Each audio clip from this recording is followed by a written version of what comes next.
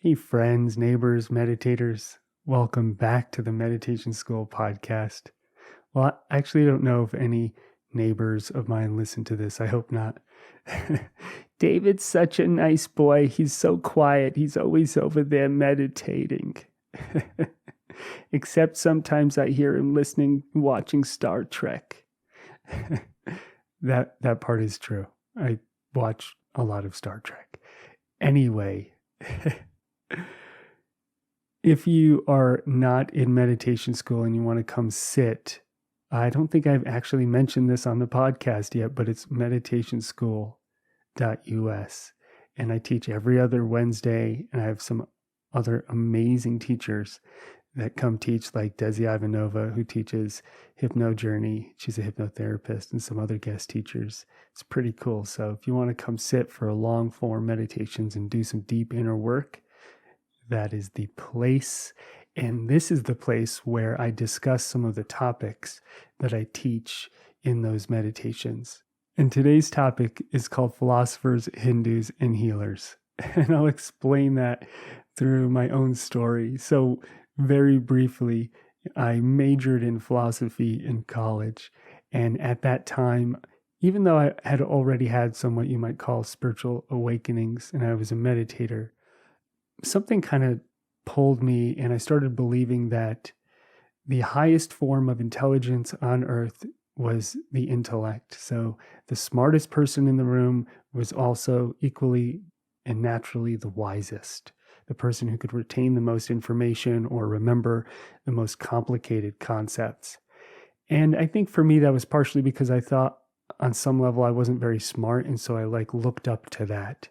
So I think some of that worldview was coming from an invalidation of I'm not as smart as these people, therefore they are in some way better than me. But then I started to realize I'm better than them. No, just kidding. That's not what happened. I started to realize that they weren't happier, the philosophers, than anybody else I knew. And sometimes they were less happy than the average person that I knew. And I was like, how could the smartest people in the world not be happier? And then I realized wisdom and knowledge are not the same thing. Wisdom and intellect are not the same thing. One of my old teachers used to say, trying to solve something on a spiritual level with your intellect is like trying to wipe something off of your face in the mirror. It doesn't actually come off.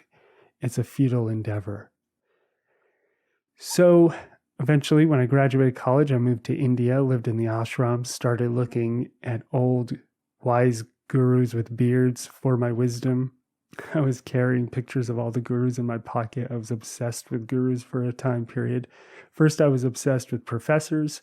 Then I was obsessed with gurus. So I was still looking for it, now just in a different place. And it was hotter in the Himalayas.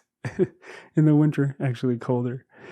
And I studied the Vedas a bit. I studied with Vedantic teachers, and the Vedas Vedanta is the end of the Vedas. So the Vedas are the sacred texts of India. And Vedanta is a tradition that focuses a lot on breaking through what they would call Maya, the illusion of life, and waking up to the truth. Beautiful tradition.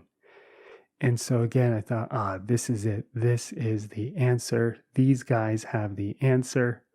I meditated a lot. And I was like, how come I'm not perfectly enlightened like they are, or whoever wrote these sacred texts? It's not getting it fully here. Although I learned an enormous amount. And at that time, all male teachers, all the Vedantic teachers I encountered were men. I'm sure there are some women. And then I moved to Hawaii. Don't ask me how I got there. I'll do a whole nother episode about that at some point. And I started studying the healing and intuitive arts with almost all female teachers.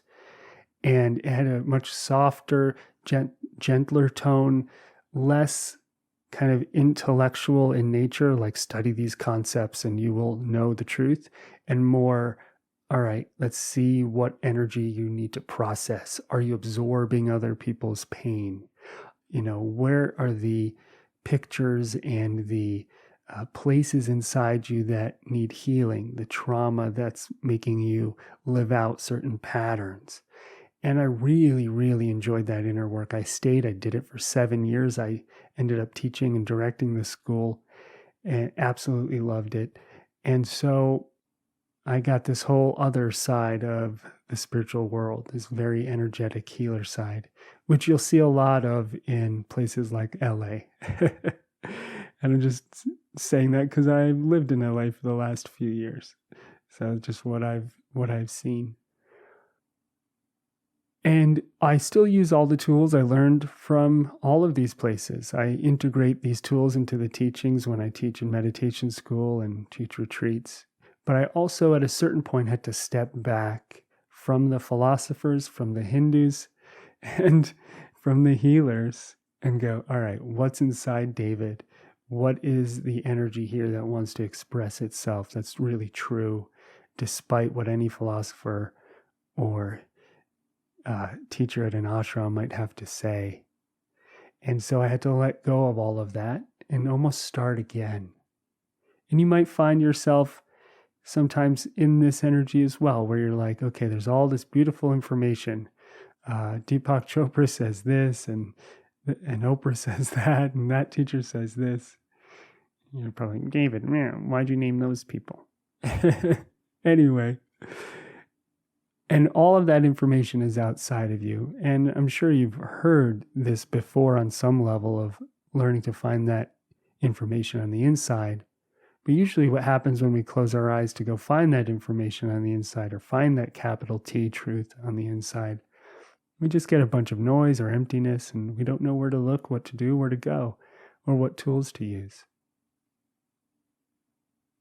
For me, part of touching that truth inside yourself is really just letting things fall away, letting things end, letting the feeling of dissatisfaction of this moment of things are not exactly the way I want them to be right now, that energy, letting that be there, and then if it wants to, letting it fall away. If it wants to get louder, letting it get louder. And every single thing you experience, every form that comes up, every moment of turbulence, can you recognize that that's still just some kind of fluctuation of energy, and it's not really the ultimate truth? And if you can sit in meditation through that for a while, until the rage and the noise kind of come and then go, you might find this deep, empty space, this deep stillness inside yourself. And then as you rest in that space, as you sit in that space, something else might arise out of you. Perhaps some kind of inspiration, some kind of answer, some kind of information. Or it doesn't, and that's it. But you don't go into it with an expectation. In fact, you let all the expectation just fall away. And that includes everybody else's expectations as well. And as simple as this sounds, it could take a lot of work, a lot of sitting, a lot of peeling back the layers and of letting go and of being still. And that could take weeks, it could take years, it could take lifetimes. Even if it's going to take lifetimes, you sit and you close your eyes with the intention that it doesn't matter. And if you want to touch the truth, you kind of have to be willing to sacrifice it all to be able to sit still and let everything disappear. And then just see what arises. If you spend all your meditations constantly trying to manipulate energy or manipulate your experience, I'm going to block this negativity, I'm going to move that person away, I'm going to chant the Vedas as many times as it takes to get the noise in my head to go away. All of those tools can be helpful, but at a certain point you might have to let them all go and just be who you are and be still and see what arises. So if you're up for that task, for that challenge, if you feel ready and open to that, give it a shot. Sit and close your eyes and see what happens. And I'll see you on the other side. Take care.